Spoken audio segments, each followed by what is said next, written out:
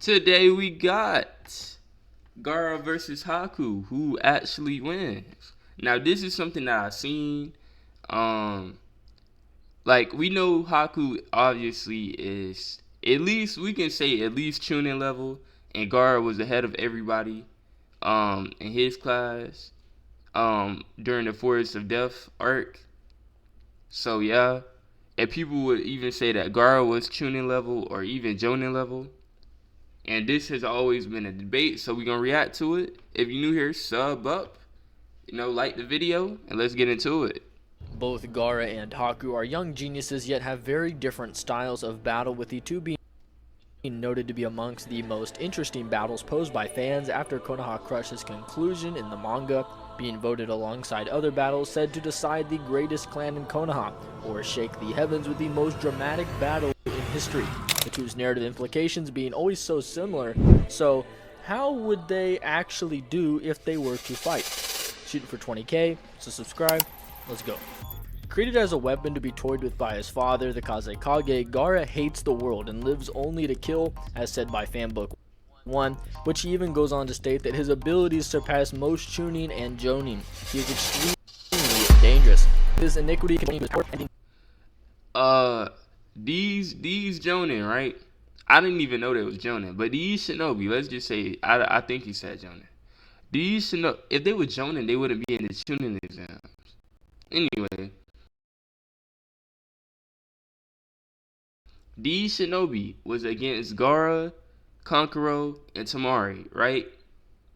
Gaara puts one of them in a sand coffin, crushes him, boom, squeezed him like a ketchup packet. The other two gave him their heaven scroll, sand coffin, double squished him. Two more ketchup packets. That battle lasted like 30 seconds.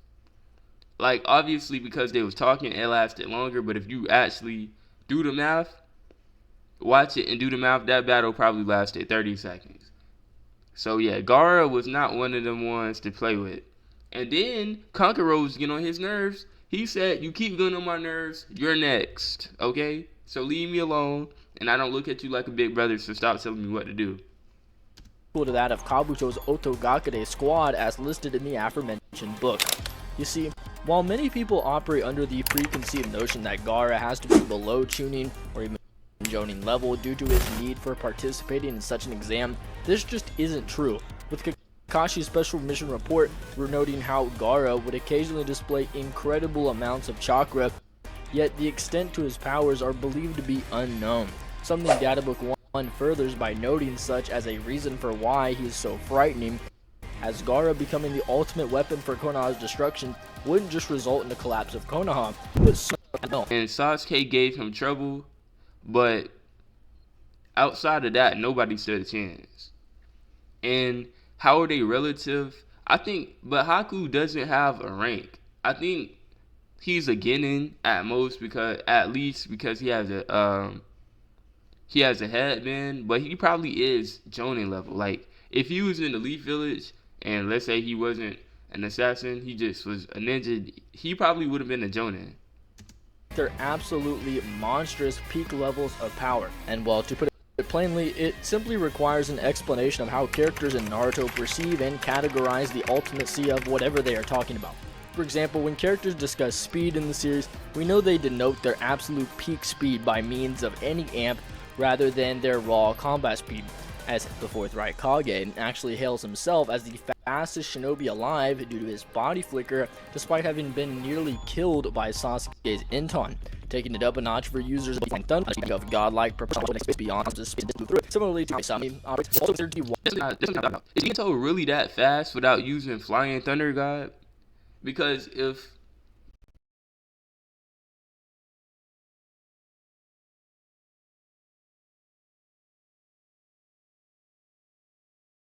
that's the case, like I want to know how fast he is, foot speed, hand speed, like really moving, using his body instead of just the kunai.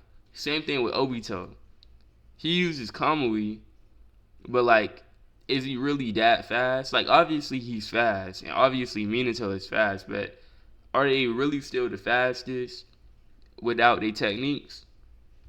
why Obito considered Minato to be so fast, wherein Tobirama was called the fastest of his generation due to his harnessing of said ability. Where, moving into the conversation back towards Haku, he possesses a Kekkei Genkai in the Ice Mirrors, which is a higher tier jutsu than anything in Zabuza's arsenal. So he considers Haku to be a greater power level than himself due to his peak being greater than the peaks of his own. Or maybe. And well, yes, the English statement is just surprise, surprise, wrong. It states that his skills surpass even my own, which is completely absent in the original kanji. And a more accurate translation would be, on top of that, even I'm amazed by that guy's jutsu. So yes, it's between Haku Genkai to his success, which makes past Zabuza's. Anyway, Sakura doesn't think Akashi could be him, and while sure she doesn't know why he is greater than him. Now I would still toss a bone and Haku still knows Zabuza, perhaps just eliminate more. My passive maybe the second power in Haku's case is simply a high form power. A new state undergoes allows him to fly across close space and fire constant attack, going from the Chikurama while likely holding back. So we can't say he was holding back. At the same time, we can say that Zabuza still has a pretty good chance to fight against Haku. Because Zabuza is a Jonin, and he is pretty strong. And also, when somebody uses, when you talk about somebody, you obviously think of their strongest technique, but they're not only their strongest technique. They have more in their bag than just that. As Zabuza questions this, and Sasuke even admits that Haku is holding back in the mirrors to then firing out over 15 different Senbon in one panel, completely dropping Sasuke while holding back still, and opting to add Naruto into the mix while still holding back. And we know Gaara is relative to his superiors in his version 2 or version 3 transform states, which is why he was able to actually overcome most of Sasuke's physical ability, where Sasuke would be forced to utilize the Chidori after his 30-day training period, and having fought and gained his experience and potential boost from the curse mark, making this Sasuke probably much greater than the one capable of clashing the mirrorless Haku, dropping his 1,000 needles and even firing shuriken. And while this Haku can quickly block off and dodge the kunai, the only marks about Sasuke's speed might be known confident.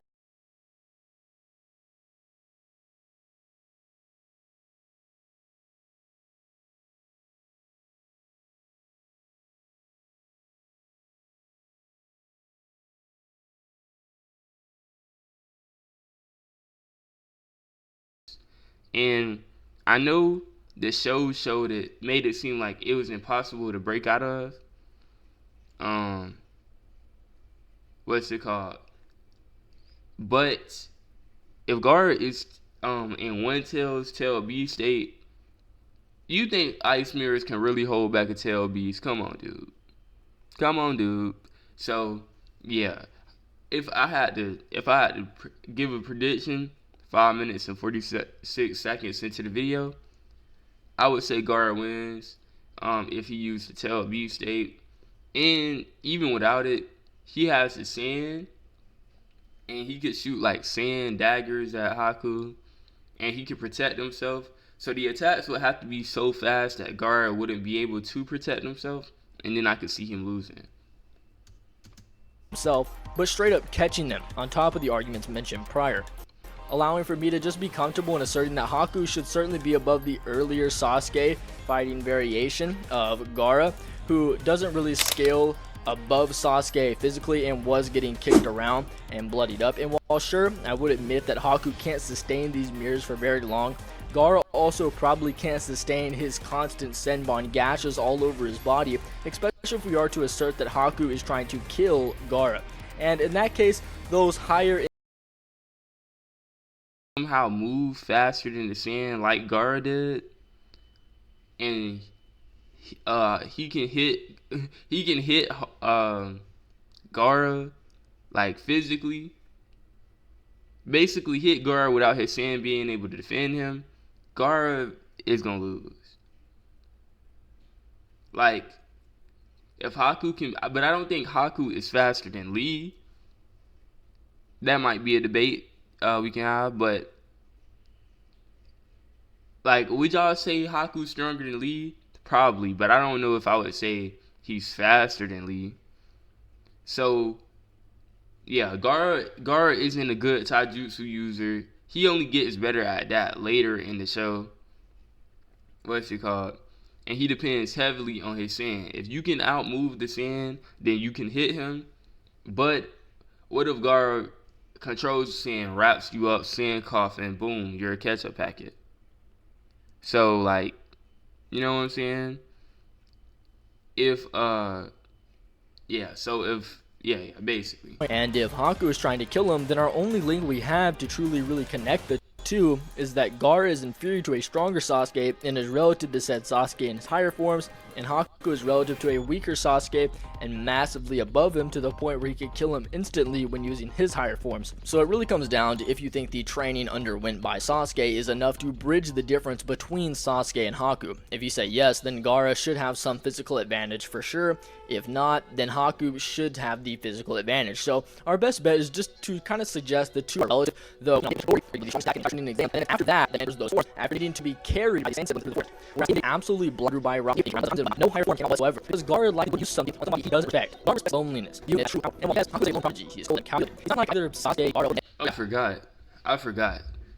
Even with that, I feel like Haku literally only has a chance. Like, he has a chance anyway, but the only way I see Haku winning is if Haku can outmove the sand and beat him with taijutsu or like super close needle attacks. But let's say he traps Gaara in the mirror. His sand is just gonna protect him. And Gaara would have to be fast. He would have to shoot his sand faster than Haku could transfer from mirror to mirror. Yeah. So with that being said, I'm gonna say that Gaara still wins. Let's just say Haku uses the mirror attack and Gaara just uses his sand. He got a variety of moves he can use with the sand at this point in the show. So, you know, sand coffin. If he can grab Haku, grab him, wrap him up in sand coffin, sand burial, over with. At his core, and has Zabuza, who he cares for deeply. Both he and Gaara are two ideologically opposed characters. Both are tools for the shinobi world, but Gaara is ruthless and cold, whereas Haku is kind and compassionate at their core. So Haku's, willingness to enter the mirrors is a much better bet than Gaara's to enter the V2 or V3 state. And even then, if Gaara enters a higher form, then the mirrors would probably just break, as Haku can't hold them up for long and they literally have terrible durability. But since the two are trying to kill each other, Haku should be much more aggressive when taken to the degree enough to need to buy the sand shield and fly through the opponent in the same sort of fashion. If Haku can outpace the sand, use the needle super up close before Gaara